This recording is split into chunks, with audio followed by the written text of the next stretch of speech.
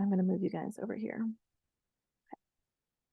Okay, super. So thank you so much for coming, you guys. I know it's kind of late in some time zones and a little bit obnoxiously over dinner in other time zones. So thank you for making the time. The reason why we like to have these webinars just to orient you, like there's not a lot of actual coaching that's going to be happening in this particular webinar because we're kind of right at the beginning.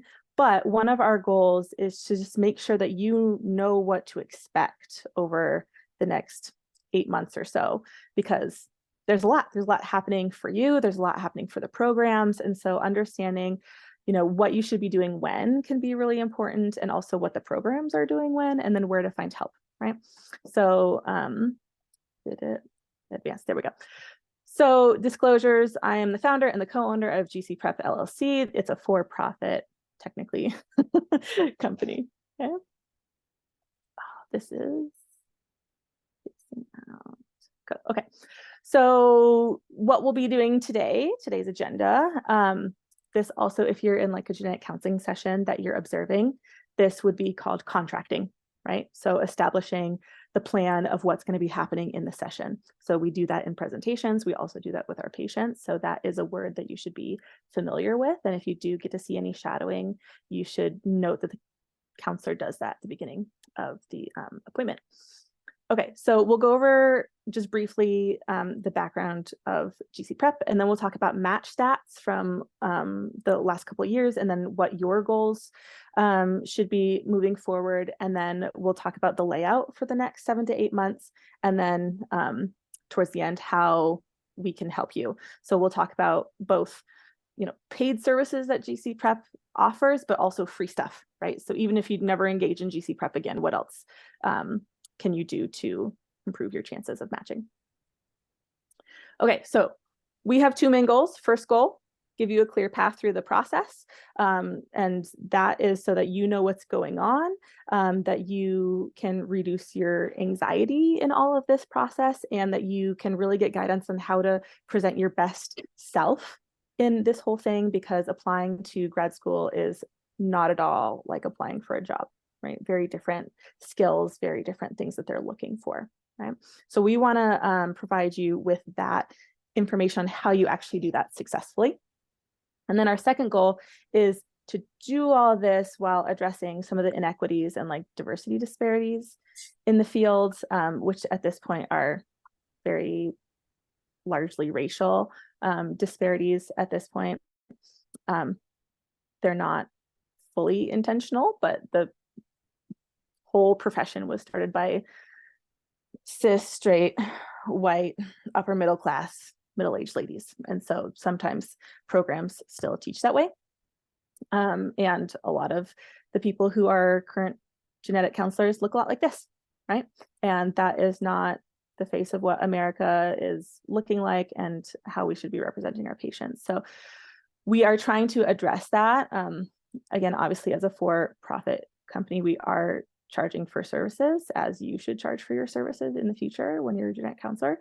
But we are trying to move towards a goal where the services can be available to those who need it financially reduced. So if you are in an underrepresented group, so either an underrepresented ethnic group or LGBTQIA+, or potentially lower socioeconomic status, then you could qualify for getting access to all the educational videos for free.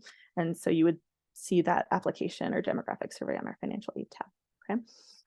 Hopefully in the next couple of years, we'll be able to kind of pool enough money to make a 501c arm of GC Prep, which would be able to take charitable donations, and that would be used for the direct coaching and like one-on-one mentorship for people in financial need situations. Okay, that's our goals. So here's us, right? There's me a long time ago when I had bangs and all my hair, and Janelle is my co-owner. And then kind of at the top here, Jessica, and Janice, yes, we have just a lot of J's, that's kind of like the dream team. So these top 5 are really most of the ones that are running the show here. So Jessa and Jessica are also certified life coaches, right? So they have a bunch of kind of tools and activities in their belts that kind of go beyond typical, I know the field of genetic counseling, but you might need something more involved to build your confidence or to figure out like who you are and how you want to present yourself. So they do a lot of our long-term mentorship. Janice Berliner is the program director at BayPath. So we're very lucky to have her kind of on our team, and she does coaching and mentorship as well, which can be extremely valuable to have your documents and stuff looked at by a program director before you submit them. You can't apply to BayPath though, right? If you're using Janice as a coach, because that's a conflict of interest and we can't have that.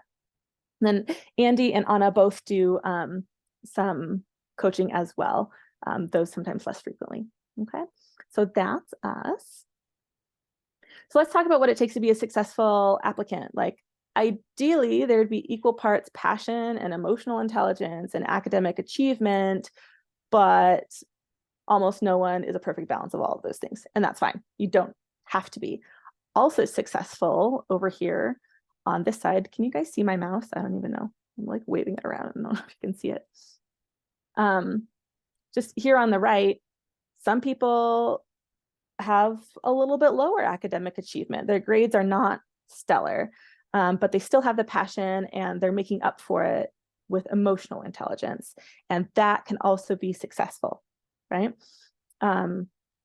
What is generally not successful is when the passion slice of this pie is a lot smaller, or the emotional intelligence slice is a lot smaller, right? Those tend to not be as successful in applying.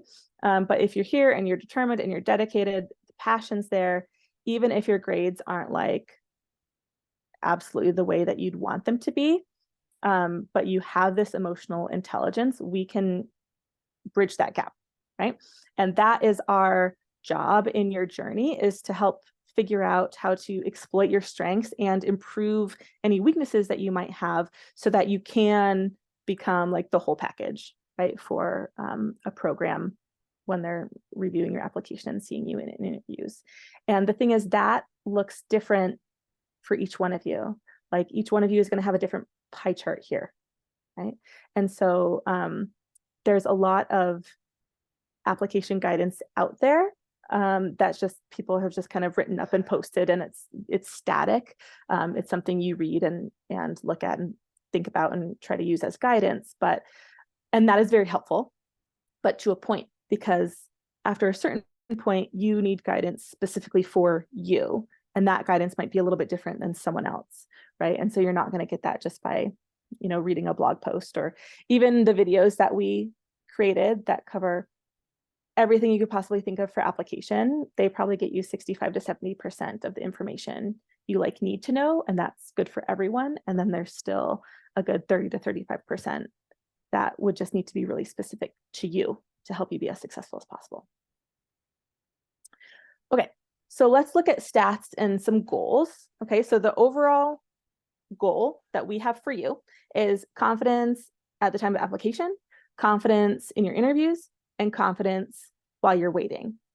Confidence does not mean arrogance, right? So we're not telling you to be delusional, right? But confidence is what you get when you feel like you've done everything that you can, and you've sought help, and that you have put forward a product, which would be your application documents essentially, and your interview performance.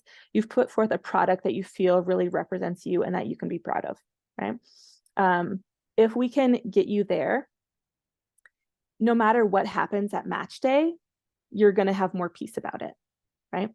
And so, we want to get you to a place where any nerves you have about applying, any self-doubt, we can attenuate that, right? Because those things are not going to be helpful. And there's so much that you can do and really create this paper that really represents you when you're feeling confident and just more at peace, okay? This also tends to be a big thing for reapplicants, right? Reapplicants don't have as much spring in their step the second time around or the third time or more, right? Because it's really hard being rejected. It does not feel good, right? For whatever the reason. And so reapplicants especially, I just want to make sure you guys are rejecting all the negative self-talk, like I'll never be a genetic counselor, or nobody wanted me, or I don't deserve this. Like all of that is just garbage, and we're not going to listen to that, right? So we need to, whoever in your head is saying that, we need to shut that down. Being a reapplicant is not at all detrimental to your application journey. Okay, so you don't have to worry about that. It doesn't like look bad on your application. There's just some things that we'll do to rearrange your stuff, your applications. And also we want to make sure we address what you've been doing over the last year to improve since last match day. Okay. So for this last match day in 2023 that we just had here in April, the stats came out. So 2,082 people applied. 1,600, oh, I put an extra, it's, I forgot to delete one of those sixes. So it's actually 1,087 people were interviewed. So that's about 52%. And then 591 actually matched, which is an overall match rate of 28%, 28.3% this last cycle, which is actually improved. Okay, so the year before that, it was like 26%, and the year before that, it was about 25%. So the main difference there is that more programs are opening, and the programs that exist are trying to add more seats, right? So that's always the rate limiting step with all of this, okay? So obviously I can't change, GC Prep can't change that like 28%, that's totally like out of our control to change. But what we can do is for each one of you individually, we can make the chance of you matching go from 28% to a lot higher, right? And that's, you know, what we want for you guys. So for your goals, first one, crush the applications to get interviews. Second goal, be your most authentic self during interviews, which is hard, right? There are some great applicants who get into interviews and then it's just kind of like deer in headlights and they just freeze up a little bit. And that's not your fault at all. It just happens sometimes. So we want to make sure that we're preparing for that so that those situations don't happen, because all of you guys are great and we want to make sure that they know that you're great and that you deserve to be there. Okay. So does GC Prep work? Answer, yes, it does, right? So the more people engaged, the higher the match rate, right? Kind of makes sense, right? So here down at the bottom, we see a bunch of our different services and we'll talk about those. But last year, what we saw was anyone who used any of our coaching services, so small groups or one-on-one or had mentorship or anything where we were working with you on your documents or your interviews, average match rate, 76%. It's pretty good, right? We're proud of that number as a team, right? We almost tripled it from the national average, but we did see differences in how people engage with their match rate. And so the single factor that was the thing that increased the most like percentage of matching was engaging with coaching in the fall. So for your documents, whether that was document review or whether it was getting coaching in the fall, but people who engaged in the fall and started getting help early had longer time to practice their genetic counseling skills and learn how to think like a genetic counselor and learn how to really dig down deep and find that insight. And the people who did that, 91% matched. 91% of people who engaged in the fall matched in the spring, which is great. We love that. Also, over the last 2 years, everyone who's had at least one document review or had us look at their application paper, all of them have gotten at least one interview. And that's compared again to that national average, 52% of people typically would get interviews. Okay, So let's talk about what you should be doing now and over the next couple months, okay? So now's the time to be creating a timeline for yourself and setting goals, okay? So you want to include goals for when you're going to have the first draft of your statement done. You want to put the various school application dates on that timeline. And you also want to schedule in time for rest and self-care, because this is an arduous process. So every so often, build in some breaks for yourself and really try to stick to your schedule so that it's not as overwhelming. Okay. Also opened, I believe today, was the match. So everybody has to register for the match. There is a fee, which I believe you can apply to get waived if you have financial need, and that's through the match service there. But you have to have a match number to be able to apply. So that's kind of like thing one you got to do. Okay. Now's the time to be looking for your letters of recommendation. So again, make sure that they know you well enough to provide specific information about you, okay? If they don't know you well enough to know what kind of person you are, it's going to be too vague. So lukewarm letters of recommendation, again, are not helpful to you. They can even be detrimental. And also this kind of like genetic counseling field and even like medical geneticist field is pretty small. So it has happened that the person reviewing an application knows the person who wrote the letter and contacted them and was like, hey, what's going on with this person, right? So you want to make sure the person knows you well enough, and you want to make sure that they can positively recommend you for this. So again, double check that with them when you're asking them if they feel comfortable truly recommending you to a program. And if they don't, that's okay. Say, you know what, thank you for telling me now. And I appreciate your honesty. And then, you know, you go and have a minor freak out about that. And then we find someone else, right? That's what we do there, but we don't want to have a letter of recommendation from someone who's like, yeah, don't do this. Okay. Now is also the time to be researching schools. There are a lot of criteria to consider. So I do recommend that you see our program map. And also we have a video on selecting schools that's all about like different factors of programs, like what kind of rotations they have and the type of demographics they are and like what class size would work well for you. But this program map, and I'm going to see if I can share it because I want to show you this.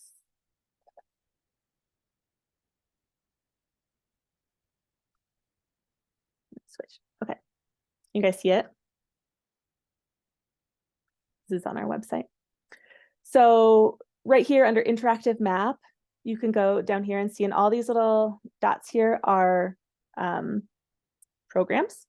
And right here, we have a ton of filters. So if you're like, well, I want a class size that's greater than 10 because I want to have a choice of my friends, right? And my GPA is not like super awesome. So maybe I need the GPA to be a little bit flexible. And I will probably be going out of state. So my budget is like max 70,000 for the whole program. And then you do that.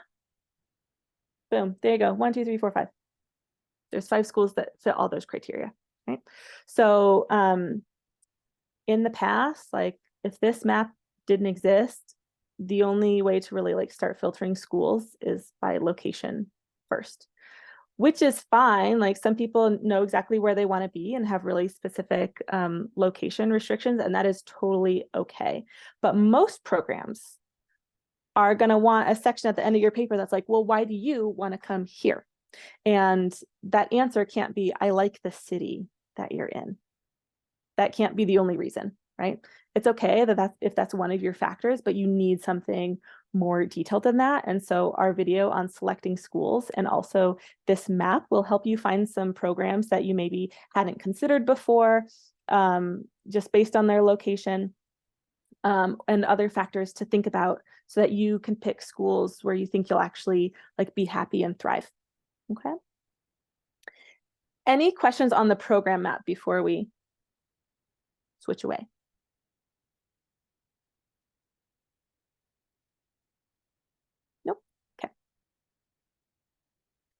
And we're back.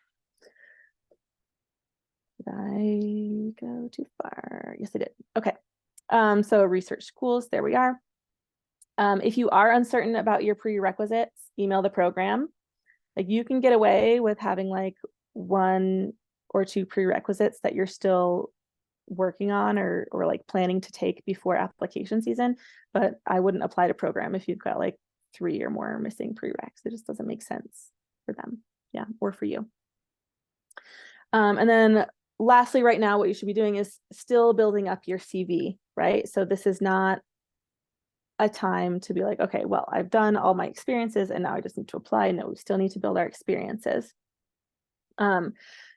If you need them, like counselor interviews with genetic counselors, if you can get them live, that is excellent, right? If you can't, because again, genetic counselors are busy, it's hard to get in contact with us sometimes. GC Prep, those educational videos, we have like 11 more than hour-long interviews with different counselors of all different specialties and all different stages of their careers.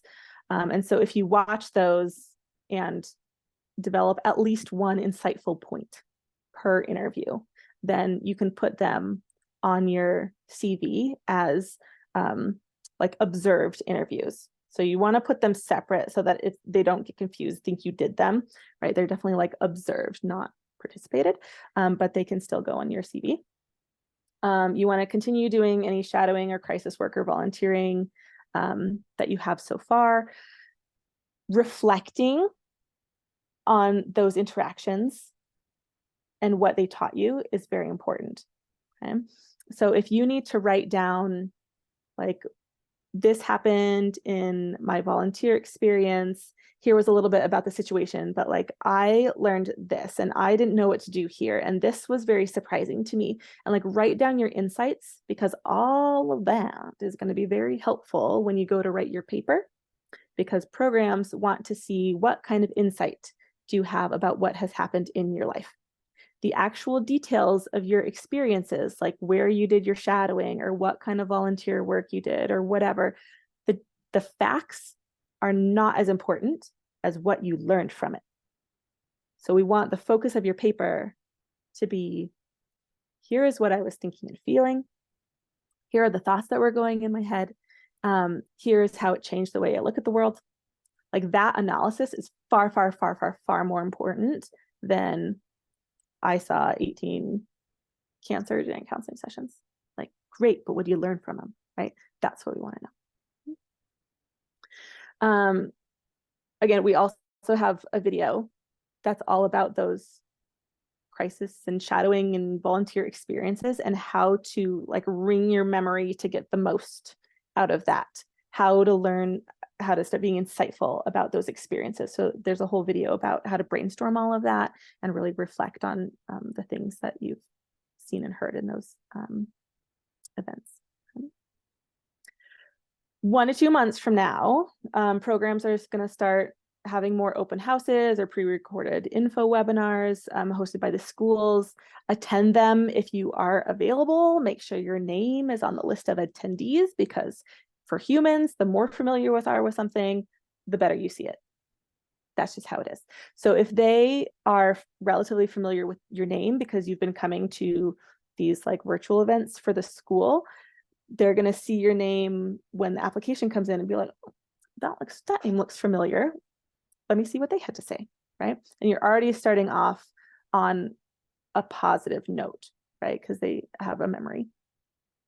You also want to start drafting out your statement and writing responses to the prompts, right?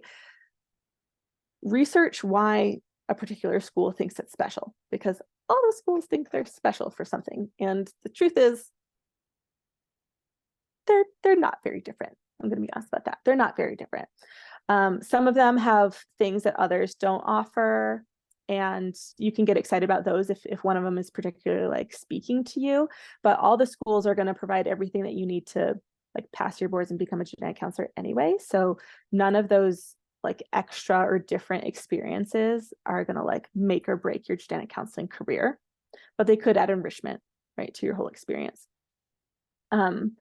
Again, when you're writing your paper, you're usually going to end with a paragraph talking about why you in particular want to go to that particular school. And so you need to be in touch with what about you is coordinating and good with that program. Okay. So it needs to be more than I can afford it and it's in a location I like, right? You need more insightful thoughts than that when you're picking schools. Okay. I do strongly recommend at this point, when you've drafted out your statement and answers to the prompts, that you have a document review. Again, people who did 91% match rate.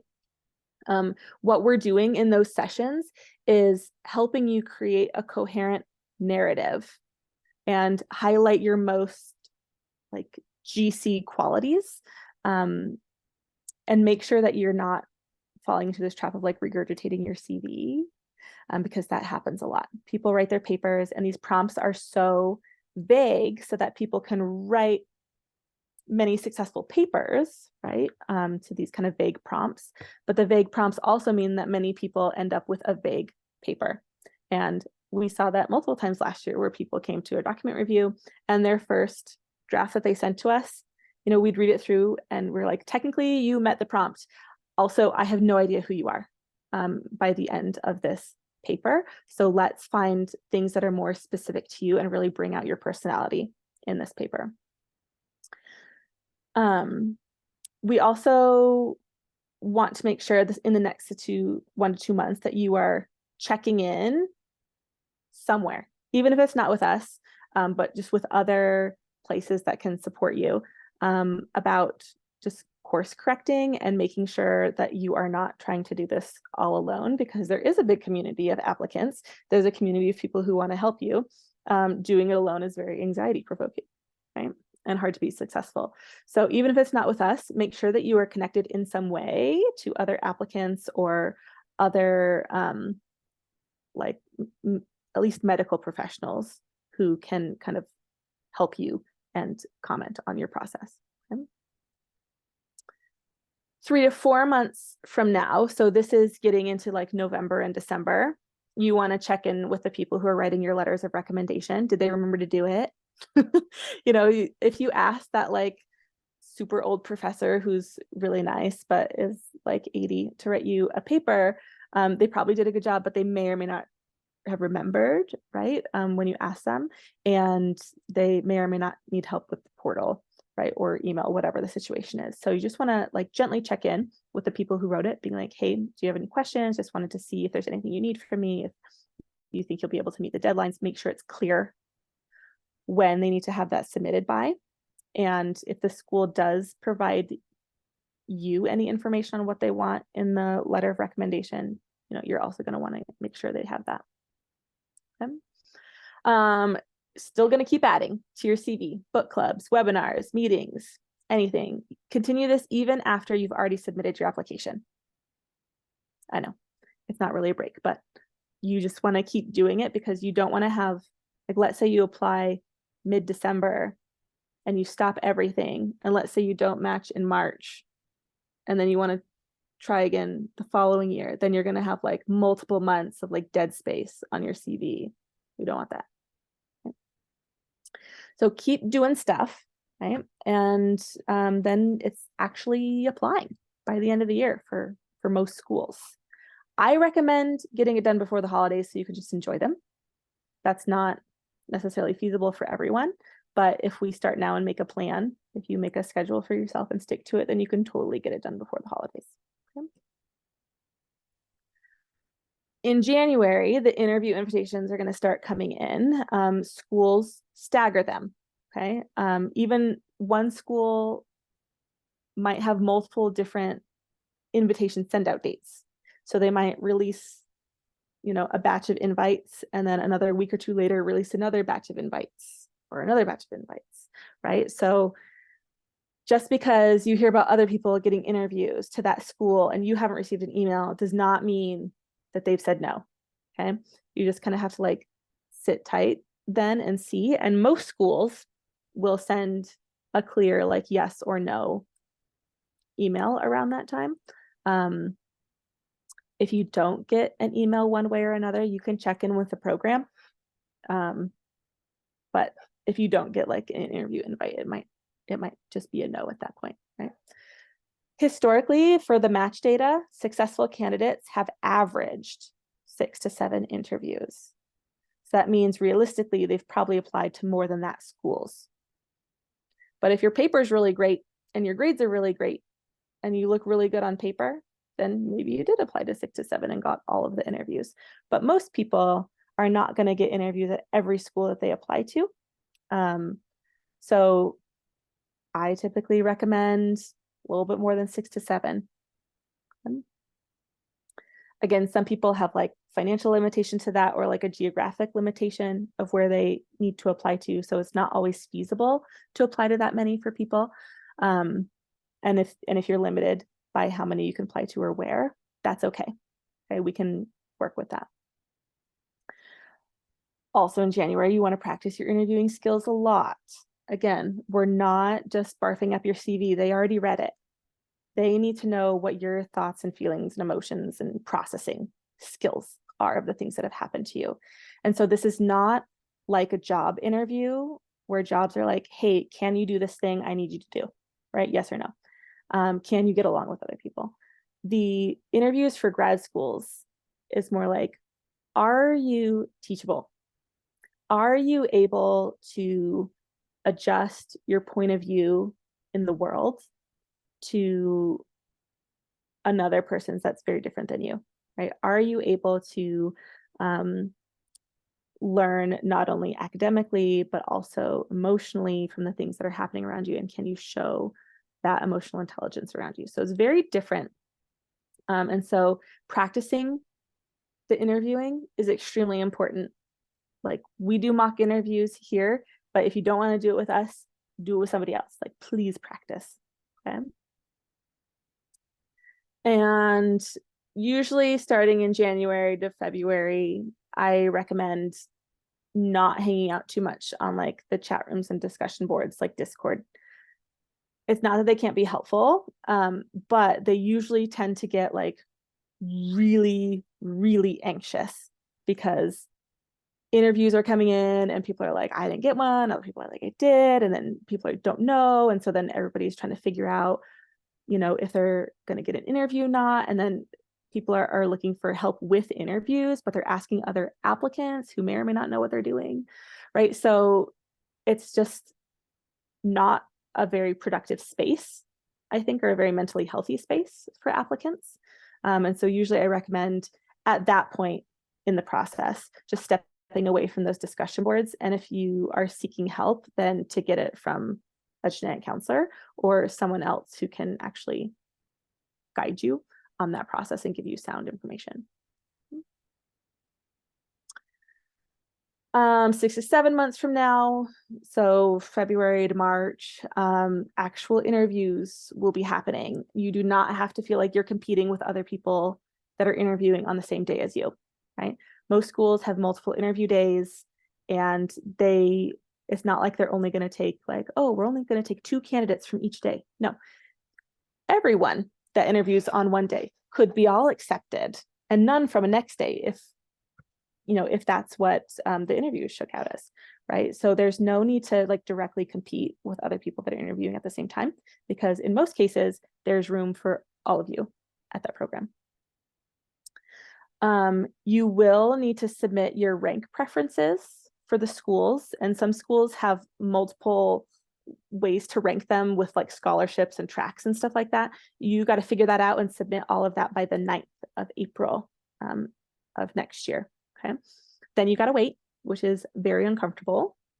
But match day will be April 17th. And you'll get an email, everybody get an email at the same time saying whether you matched or not and where you're going. If there are any unmatched seats, which there have not been for the last 2 years. But if there are any unmatched seats, you can try to apply for those.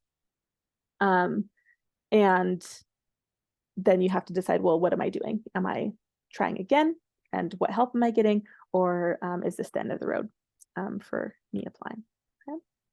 So that is the overview of what's going to be happening for this whole application process. So why should you consider doing coaching or mentorship? Because applying is freaking expensive enough, right? Like, we're not oblivious to that. We know it's expensive to get all your transcripts sent and the application fees and paying for match, everything. So why consider spending more money on this? There's a couple reasons. First of all, there are things that you know, like, you know, all the efforts that you made, and you know all your experiences and your goals for the future. And you even know that there are things that you don't know about yet. And so you go find out those things by doing research and counselor interviews and asking more questions, and all of that you can handle. But there are things that you don't know that you don't know. And in life, those are the worst things, because you can't address it without help. Like, you don't know that you're even missing anything unless someone points it out to you, right? And so that's where coaching and mentorship can really help you patch those holes and fix all the cracks that could be there in your application, so that you know where improvement is needed.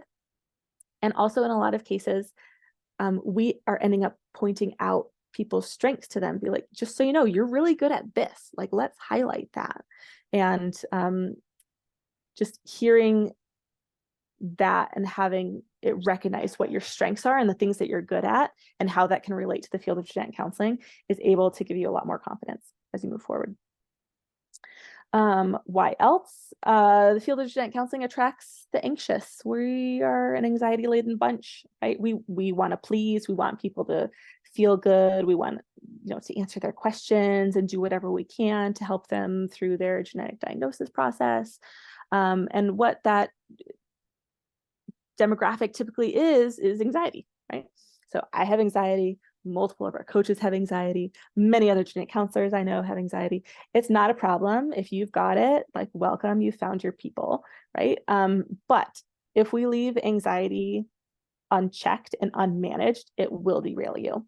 So we need to have you getting tools to make sure that your anxiety is kept within the bounds that are reasonable, so it doesn't overtake your whole life in this next application cycle.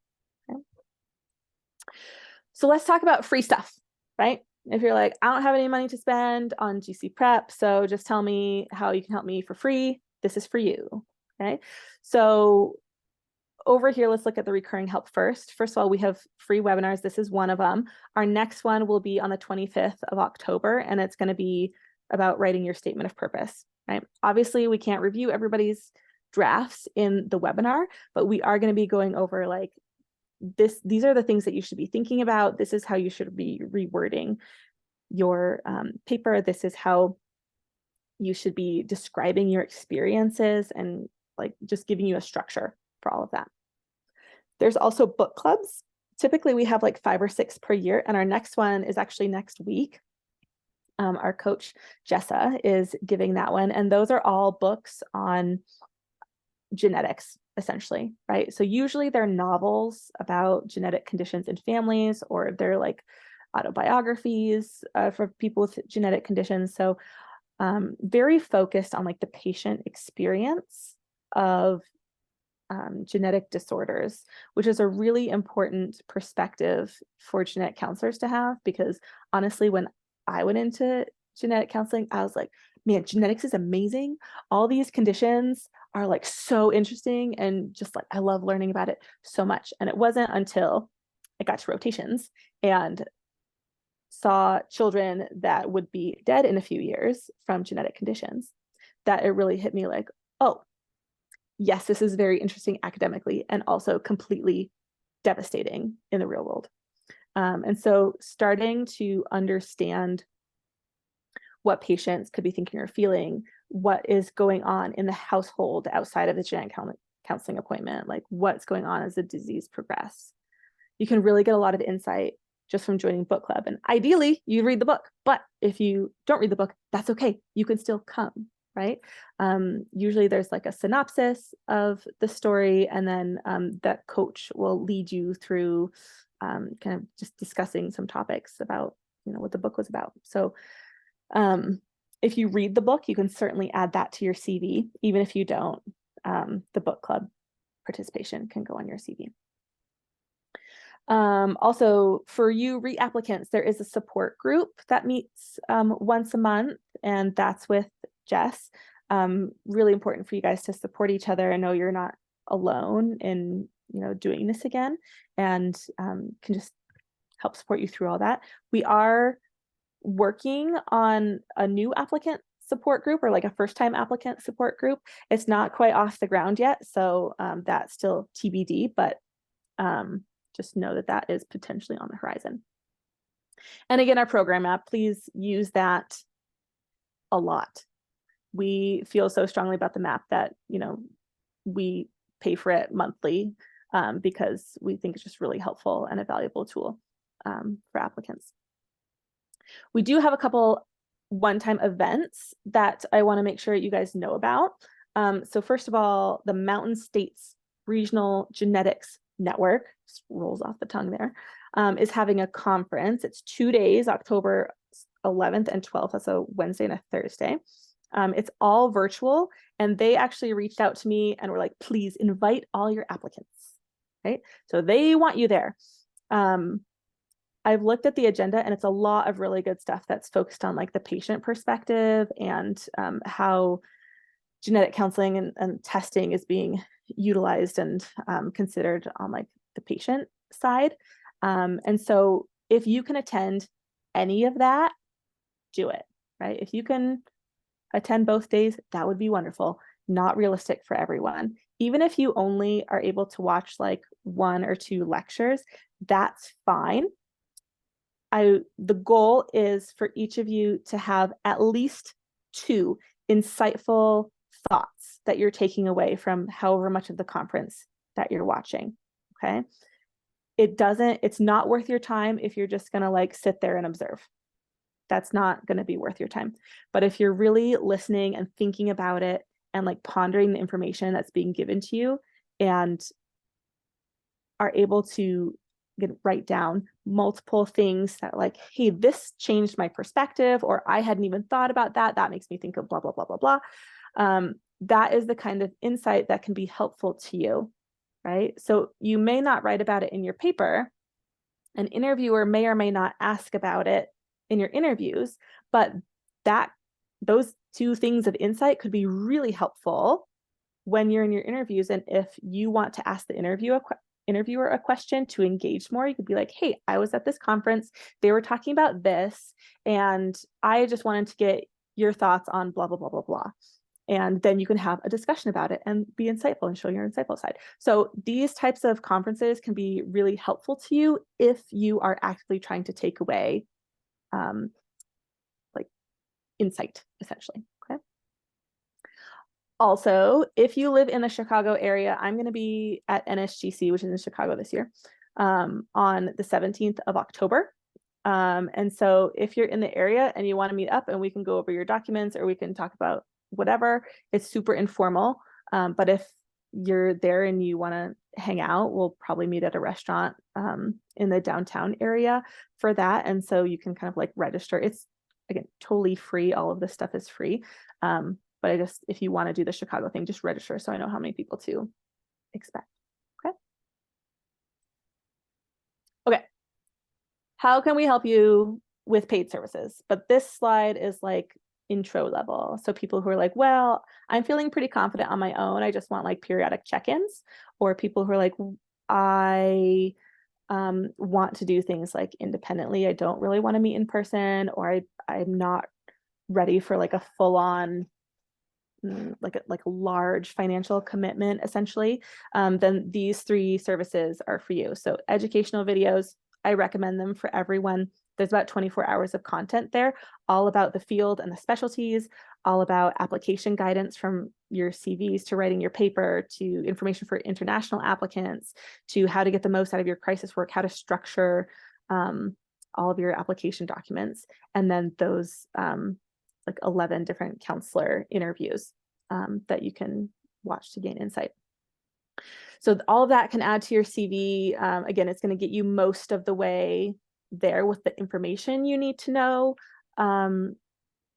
to apply well. And then the rest of it is like the leftover percent is really going to be individual to you. So if you have watched the informational videos, if you do decide to go on to like one-on-one coaching, then you're starting at a much more advanced level because you know all those basics and medium level stuff already. So you can really get high yield out of your coaching sessions. Small groups focus on one topic, like writing your CV. Like there's one called CV workshop, or writing your statement of purpose. And these are really budget friendly events. There's only up to 6 applicants, though most of them usually have 3. So there's a lot of time for you to ask your questions and get specific feedback on yours, and to hear the feedback given to other people, which can also be helpful. So this can also be a great way for you to kind of meet the coaches and dip your toes into coaching without like a commitment there, because it's a one-time thing. And then of course we have like one-time one-on-one coaching. So a one-time document review, or later it'll be one-time mock interviews. There's also like unstructured time, which is just I show up, you show up. What do you want to talk about? It can be anything. Any questions you might have, anything you want to work on unstructured time. Janice also does premium versions of those, right? So you can't apply to BayPath if you're going to use Janice, the program director, as your coach. But if you're not planning to apply to BayPath, then she is happy to review your documents and give you like a program director's opinion on that. Okay. So again, that one-time coaching is really best for people who are feeling fairly confident with what they've got, but they just want to check in and have someone like a GC look over their stuff to make sure there's no like super glaring things going on. Okay. Again, sorry for the busy slide here. A lot of information. These 3 services are like ride or die for those who are like super gung-ho about it and they're like, this is the year, it is happening, we're doing it, right? So if you want like a measurable increase in your performance and your chance of matching, these services are going to do that for you. They're going to make sure that you have a coach that's really like your partner to keep you accountable for the things that you're working on. They're going to give you honest feedback. They're going to encourage you, and they're going to be able to see things in you and your value that you might not be able to see for yourself, and help bring those out in you. Re-applicants also tend to do really well with these services because they kind of already know the basics and what they've been through already, but they know they need like specific help just improving, and really want to target what didn't go well the last time. So a limited series for document review, or later for mock interviews, are basically the same time as the one-time coaching, except it's a package of multiple. So you could have like 3 to 6 sessions, for example, of a document review, typically all with the same coach. And that coach is going to get to know you, and you'll have this feedback cycle where you'll submit a paper, we'll give you feedback, you'll edit, you'll submit it to us again, we'll give you more feedback, and we'll get it to a place where you're really proud of your paper and it feels like it really represents you. Also, these can be helpful if you're applying to many programs with like really different parameters for the statement of purpose. Like, oh, this school wants like 3 prompts that are only 300 words each, and this school wants a 1,500 word essay. Like, those are very different. You can use the same information, but you have to pare it down. So how do you do that appropriately? A limited series will give you time to go through all that. Those limited series are sometimes our most popular package, and it's really great for people who want to like focus in on, I want my application to be as excellent as possible. I'm going to jump over here to the long-term mentorship, like all the way over on the right side. This is more holistic coaching, right? So you can get the document review, you can get help with your applications, you can do whatever you want there. That is still included. But because it's done by our coaches that are also, life coaches as well, they have extra tools and like activities to help you really find your values and be able to center yourself. And especially if you're like really struggling with anxiety, like this type of more holistic mentorship can be beneficial, because we're trying to like get your application there, but we also want to make sure that you don't have a mental breakdown in the process, right? So these kind of more holistic packages can go from, maybe it's 4 sessions all the way up to 24 sessions. So it just kind of depends on how much you want. You get to choose your coach. All of these, you get to choose your coach, really. But it's really for people who want more than just focused on documents or mock interviews. There is a happy medium. The happy medium is this one in the middle. It's application boot camp. Okay.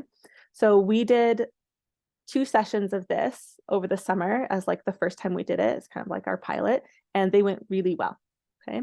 So these are small groups of up to 4 people in each group, and they're going to meet weekly for 6 weeks. And those meetups will have a presentation on various topics. So like confidence, value finding, writing your paper, working on your CV. So it's a mix of that holistic like life coaching and the actual application help. And then there's also going to be like discussion with the other applicants and your coach in each of those meetings. And it's a very collaborative and supportive process. All of the applicants, like your group together, will interview genetic counselors and patients or family members of patients, and you can add those interviews to your CV. Even though you're the one doing the interviews, it's really helpful for your own preparation because you get to hear their insight, but you also get to practice your active listening skills and skills that will really help you when you're the one being interviewed. Right? There's also a one-on-one session with a coach. You get educational videos included. We're thinking about doing an interview boot camp come the winter or January.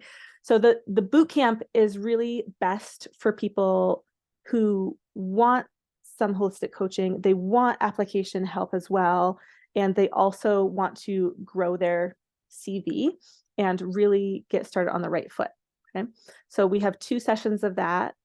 It starts on December 3rd, and then we probably won't do any other sessions for the rest of the year. So I think there's like a total of 7 seats left. So it's very limited availability. Okay.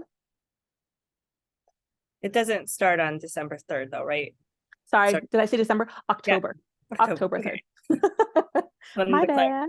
Like freak out everybody. You're like, 6 weeks. Oh. Do the application boot camp at the very end when everything's due. When everything's due. Your application's due on December 15th, and we were only 2 weeks in. Yeah, no, October 3rd. Okay. So if you want to get started, all of those services can be found on GC Prep. There's a book online tab. You can find it there. If you're not sure, or you're like, I think I might want coaching, but I don't know what's best for me, or I don't know if it's going to be helpful, then go there and book a long-term mentorship orientation. It's free. It's 30 minutes of you and me meeting together and talking about your needs and making a plan, right? It has absolutely no, what's the word? Like requirement that you book anything, that you like pay for anything. Like we could meet together and you could be like, peace, I'm not doing this. And that's totally fine, right? So it's just for us to kind of chat about how to help you be successful. Just some upcoming events. We're pretty much done at this point, but we have the reapplicant support group on September 11th. We've got book club coming up on the 13th, and then a variety of small groups on writing your statement of purpose. So there's one with Janice, the program director, on the 19th. That one, I'm going to be honest with you guys, no one's in that yet. So if anyone signs up for that, you could be like the only person or like one of 2 people in there, because not many people are in it yet. And then some other kind of regular small groups about writing statement of purpose. Boot camp starts on the 3rd. And then again, another reapplicant support group on the 9th. And then we have more small groups coming up deeper into October and November and December and into the winter for topics that are relevant at that time point. Okay. Questions, you can send me an email at support@gcprepllc.com. That goes to me directly. And I will do my best to answer those in a timely manner. Okay. So I'm going to stop sharing right now, and we are at time. So if anyone needs to leave, I will not judge you for popping off. But if anyone has questions, I am very happy to take them. / if Janelle, you want to pitch me any. Nope, we're up to date on in the chat. Perfect, thank you. Any questions for you guys? I do have a question. I'm Yeah. sorry for asking stuff. Nope, don't be sorry. You're totally allowed to, and feel Okay, free to take up that space. Yeah. So when it comes to writing a CV, because I've never written one before, I've only written resumes in the past. Is there some sort of like template kind of thing that you would suggest as a starting point? Because I'm having a really hard time finding a place to begin to make it look professional and yet still include everything. Like, and I don't even know how specific it has to go. Like, is it you want the exact day I did this random one thing, you know? Like, I'm just kind of It's a trying good to wrap my head around that. question. So if you had like, let's say you were able to get like 2 days of shadowing, let's say, I want those dates. And I want to know where you did it, and I want to know who you did it with and what their specialty was, and potentially what cases you saw, what kind of cases. If it's something less important than that, then you can just put the month and the year that it was done. CVs can end up looking a lot like a resume, just longer. So you would still typically want to have sections, because resumes have sections, right? Education section, work section, other sections. And so typically for applicants, and I have all these listed in that video on CV, so I'm not going to remember them all right now, but you're going to have one on like your volunteer work, you're going to have one on any shadowing work, you're going to have a section on your crisis counseling. There's going to be a section on education. Some schools want your grades for prerequisites like right there on the CV. Others don't, so don't include that unless the school specifically wants it. What else? Publications, if you have any, like if you did research in undergrad or another like work, you want to include your publications, you want to include any certifications you have, like all of that. Then you want your like GC engagement section where you have your open houses and the podcasts or other things that you listen to and engage in, and you want to have your like counselor interviews and things like that all there. Okay. Yeah, Janelle says don't list anything in high school. Totally fair. Even for the youngest of us, high school was a while ago. Other questions?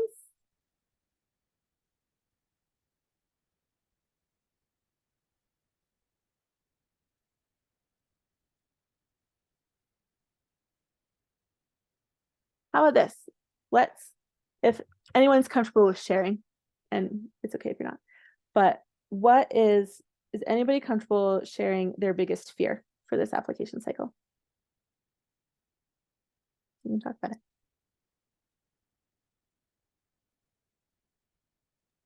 Stressing myself out over nothing. And yeah, absolutely. And Vivian wrote rejection. Sophia also wrote that too. Yeah. Rejection sucks. The worst, right? No one wants that. No help or coach or any type of support can guarantee that you will match, right? I want to be really clear about that, right? I can't guarantee that you will match. Not everyone who is applying is going to make a good genetic counselor.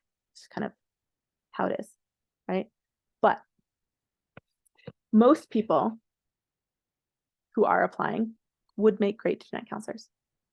And it's our job to see that and to help you see that and to help the program see that by how you're presenting. So the best way that we can like tackle this anxiety about not matching is to be prepared. Because when we're prepared for things, there's less uncertainty, there's less anxiety. Preparation support is kind of the answer there. And even if we do get to a point where you've had coaching, you've done all the things you've done, you've had like really great effort and you don't match, that would still be very frustrating, but it's different. It's not as devastating as if you feel like you've left a stone unturned. And if for some reason you don't match, we can get feedback from the school and be like, what was it? Like why didn't this work out? And usually they give good feedback and we can fix it for the next time. I know, let's see, Emily wrote in here that she's a reapplicant. She's worried about not matching a second time. We will totally help you. Just note it's okay, right? There's no like too many times. We had someone last year who it was her 5th time applying. She matched. You got it. So we can help you with this and you don't have to do this alone. Okay. Let's see here. Requesting letters of recommendation is another place you could get rejected. Yes, it is. It is. But most people, if someone's going to turn you down for a letter of recommendation, it probably, like that letter was probably not going to help you anyway. And so if that happens and you're really struggling to know who to ask for letters of recommendation, like let's talk about it and try to brainstorm who in your life knows you well enough and in what capacity that we could ask them, right? So we might have to get a little creative, but we can figure that out. Okay. Hannah asks, would you recommend taking the GRE? No, I do not. If you have it, super. You don't have to regret taking it. Like, that's okay. If you are planning to take it like tomorrow, sure, go for it. But most schools don't require it anymore. And some schools are actually like, do not send that to us, because like all standardized testing is inherently racist, essentially biased. And so many schools have been recognizing that the GRE is not a great measure of like an applicant's value for genetic counseling. So if there's a school that requires the GRE and you want to apply there, then yeah, you'll have to take it. And there's a filter for that on the map that you can filter out ones that require it. But if it's not in your plans to take it right now, it's probably not worth your time to start studying it and take it if you're starting now. There you go, Janelle comments. None of them are gonna like require it. Let's see. If none of the programs you're applying to require it, then the GRE is not a way to show your academic skills. Correct. Getting a B+ or higher in a rigorous science course, even if you have to retake it, is a much better way to show your academic ability. Let's see, other questions?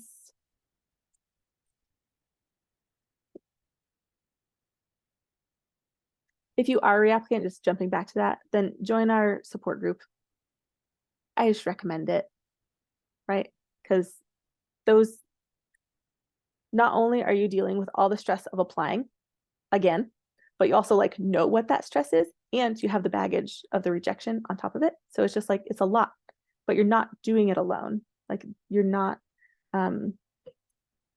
just like this isolated individual in the sea of rejection trying to like paddle to shore. No, there are many people with you.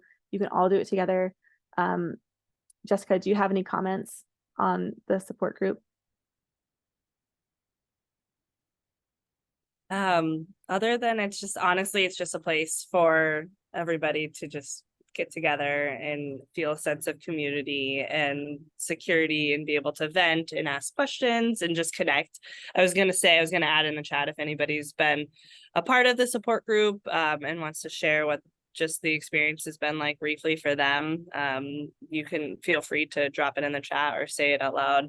In addition to that, anybody that that's gone through the boot camp too, if you want to share anything about your experience. And I think the biggest value has just been connecting with others that are going through the process. And again, just like you were saying, Michaela, knowing that that you're not alone. And it's a lot. It really is. And to connect with others that are going through it is refreshing from what I've experienced myself personally, but what others have conveyed to me that have participated. Thank you. Also, can you just talk a little bit more about the boot camp? Because I know when we ended that, you kind of like paired them up into accountability partners. Yeah. So a lot of it again was just, it was revolved around just that community. I think in some individuals that participated in the boot camp are on this call right now. It was a lot of just kind of working together, seeing as, again, we're not all in this alone, and we're not competing against each other. Everybody was able to really do an awesome job on reflecting. As Michaela mentioned, it's just such a fruitful process to go through. It helps with building your motivation and your confidence in what you have to offer as an aspiring genetic counselor, and what you can bring to schools and what you can bring to other students that you're with when you're going through the program, in addition to how you're going to be able to really inspire and evolve the field of genetic counseling as a genetic counselor. So with that being said, I think a lot of feedback that we got was everybody enjoyed connecting with each other, working together, and also identifying truly what makes them unique throughout the entire process. In addition to that, just having accountability was really helpful for everybody. And at the end, we all connected, and everybody has their own accountability partners where they are have set up goals for each other to stay in touch with each other throughout the process, to help continue to encourage and motivate each other through the arduous process that is in front of all of you. So Thank you. I appreciate that. Had a couple comments on boot camp in the chat. Thank you so much. I wanted to also circle back on Shelby's comments. GPA was over 3, but grades are somewhat mediocre. Like, how do you help a school feel confident in your academic ability?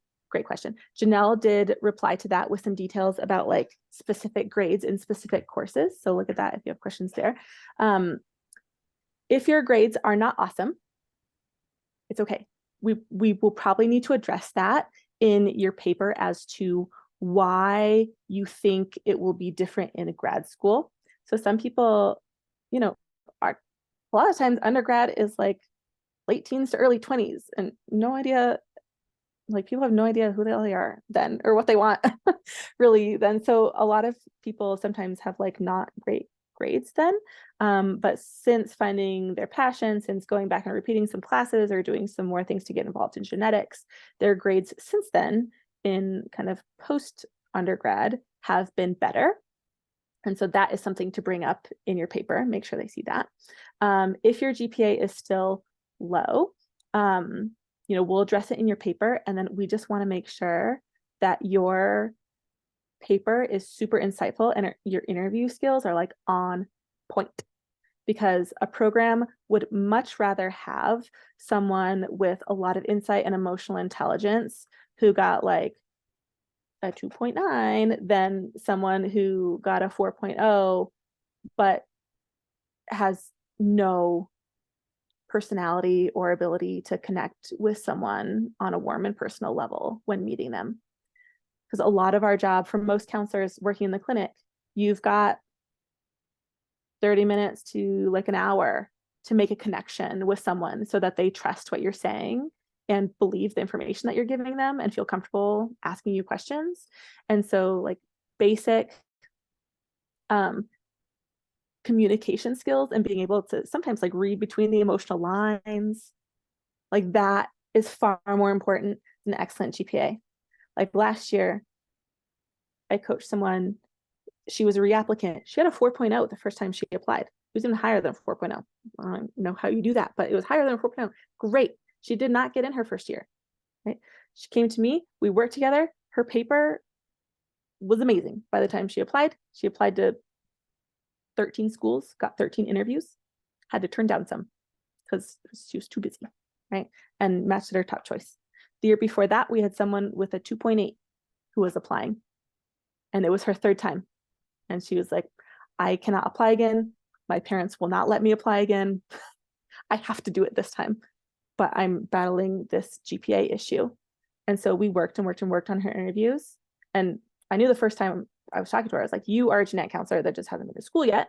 So let's make sure they see that immediately in your interviews. And she matched. Okay? So it's totally possible. Again, that emotional intelligence slice of the pie can't be small, but it can get a lot bigger to make up for lacking in other areas, including academics.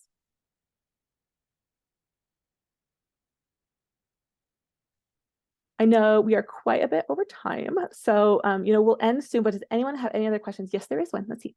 What do you think a program's opinion would be if a certified online course is taken outside of directly from the manager, retake the course? Okay.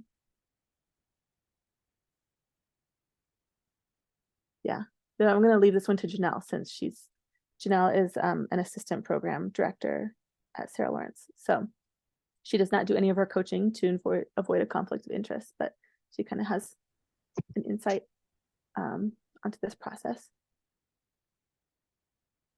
Is the online course, yeah, you get a transcript for it, right?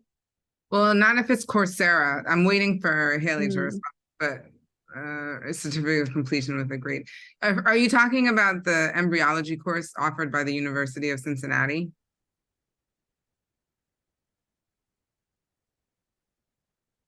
I don't know what that is.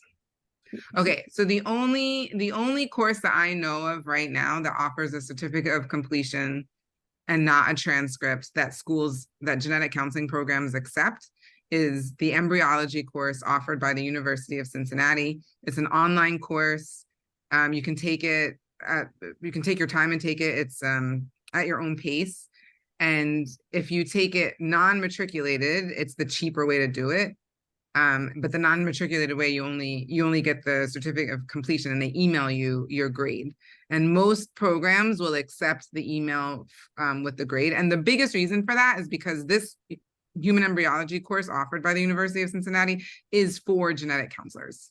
Mm-hmm. That's the reason for that. I don't know this MOOC thing. And so I'm gonna err on the side of caution or be conservative and say, if you're not getting a transcript, if you're only getting a certificate of completion outside of the University of Cincinnati's course, the school will not accept it. They need a transcript.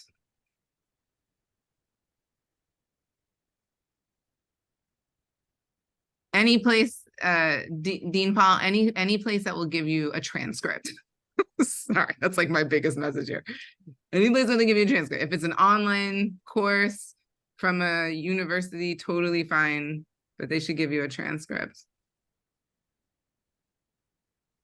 Yes, it's okay to enroll while applying.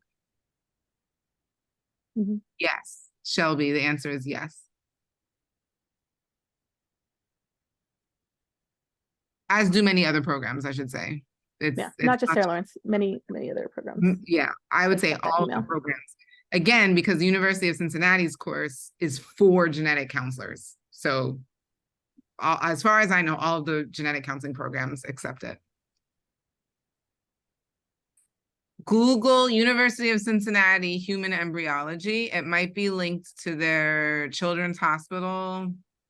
Sometimes I see that linked, but there's only one. I've never not seen it when I Google it, but if you put University of Cincinnati Human Embryology or reverse Human Embryology University of Cincinnati. I know there are some other like kind of advanced genetic certificate programs, like on current technology and stuff like that, they're not replacing prereqs, but sometimes people who didn't do that great in school, or school was a long time ago, sometimes they do this like shorter certificate program and get good grades in that and get a certificate off of that. And that's one of the things that they use to show that they would be successful in grad school. And a certificate of completion is only issued with a certain like pass rate level. Like you have to get a B or higher, for example, and something like that to get a certificate. So schools will accept that sometimes, but it's not as a replacement for prereqs. If that makes sense. Correct.